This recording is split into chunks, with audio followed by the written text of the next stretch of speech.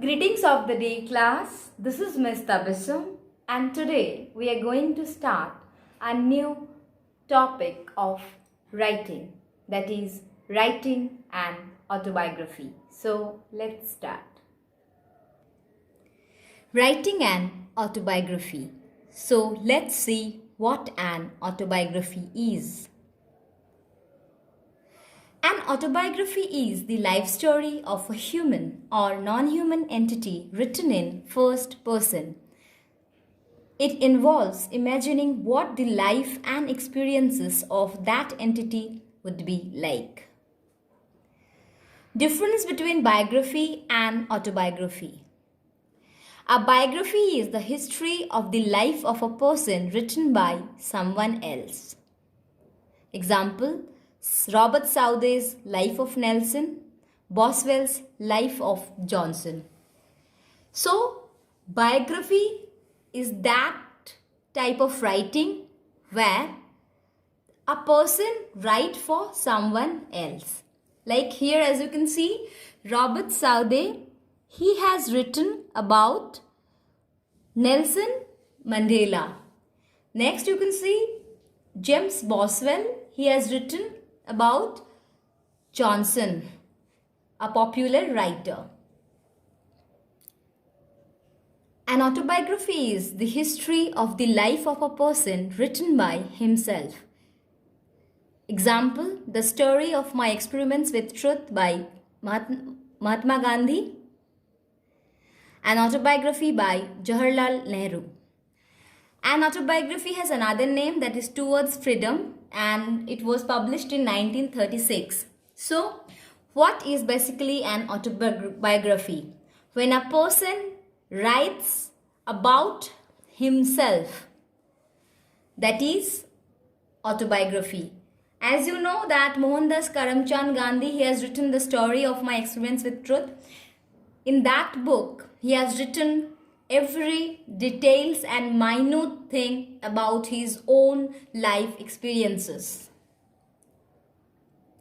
Now let's see what we should do to write an autobiography. And these are the points you should remember while writing an autobiography. Number 1, always write an autobiography in the first person. Yes, you should begin with I. Suppose you are a tree. So begin, I am a tree, like this. Suppose you are writing about yourself. So, I am so and so person, my father is this and that, I studied in this, and everything about yourself, your own life experiences, it should always be in the first person. Second, use details to describe the background and setting of your story by making it very detailed. So, background of the story should be very detailed, but don't make it too broad. Number 4, do not start your essay with a quote unless it is very significant for your story. Yes, like whenever we say a speech, we start with a quote. But while writing an autobiography, don't start it with a quote unless and until it is very important for your own story. Number 5, start with something intriguing. Intriguing means very fascinating. Start with a catchy line, a fascinating thing. Make a smooth transition from the introduction to the story itself. Yes, transition means change. So, start like smoothly and then you continue. Tell what you want to tell. Whatever you want to tell, tell. And point number 8, finish with a memorable conclusion. As you know that today we are going to write an autobiography about an inanimate object. So what you will do? The points you should use is, use your imagination by pretending to be another person, an animal, or an inanimate object. So you have to imagine. Suppose you are writing about a horse. You have to imagine, yes, I am a horse. And earlier I was a small pony, and then I was taken by somebody, I was bought by somebody. This all you have to tell. Or an inanimate objects. Consider yourself to be the sun and then you start writing about it. Consider yourself to be the animal or object in the first person. Write as the particular animal or object might be supposed to tell its own story. Yes. So, consider yourself to be that particular animal or object in the first person. And write as if that particular animal or object is telling its own story. The story must be made as interesting as possible and told in simple language such as in everyday talk. Yes, the language must be very simple and lucid.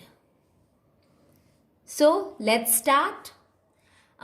Here we will do the autobiography of a river. So here the river is telling about itself. I am a flowing river. My life is quite similar to that of a man.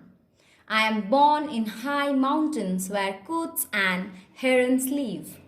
I am quite active and noisy as I flow down the valley and ridges till I join a river and become one with it.